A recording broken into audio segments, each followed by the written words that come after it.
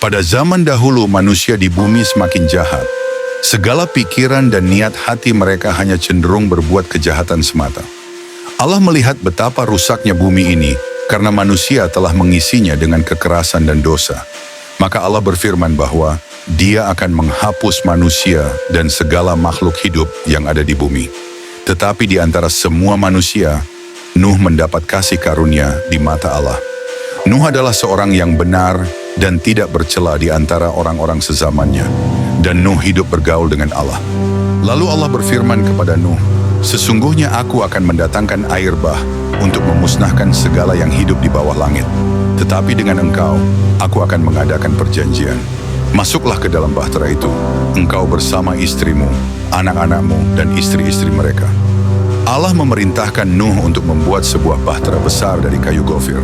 Panjangnya 300 hasta, lebarnya 50 hasta, dan tingginya 30 hasta. Bahtera itu harus dibuat bertingkat dan diberi pintu di lambungnya.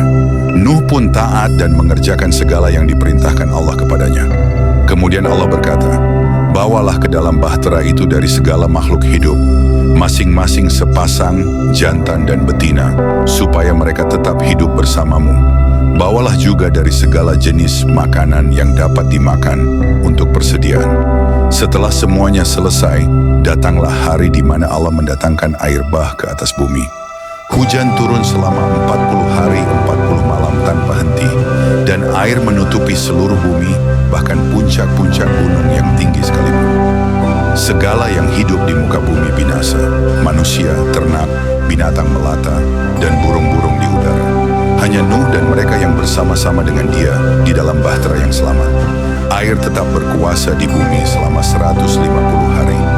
Lalu Allah mengingat Nuh dan segala yang ada di bahtera itu. Allah menyuruh angin bertiup di atas bumi, dan air pun mulai surut. Bahtera itu akhirnya terdampar di atas pegunungan Ararat. Nuh menunggu dengan sabar hingga bumi benar-benar kering. Ia melepaskan burung gagak dan burung merpati untuk mencari tahu apakah air telah surut. Akhirnya burung merpati kembali membawa sehelai daun zaitun muda di paruhnya, tanda bahwa air telah surut.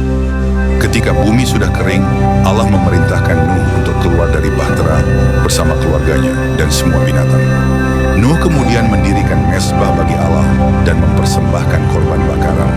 Allah mencium bau yang menyenangkan itu dan berfirman dalam hatinya, "Aku tidak akan mengutuk bumi ini lagi karena manusia, walaupun yang ditimbulkan hatinya adalah jahat dari sejak kecilnya.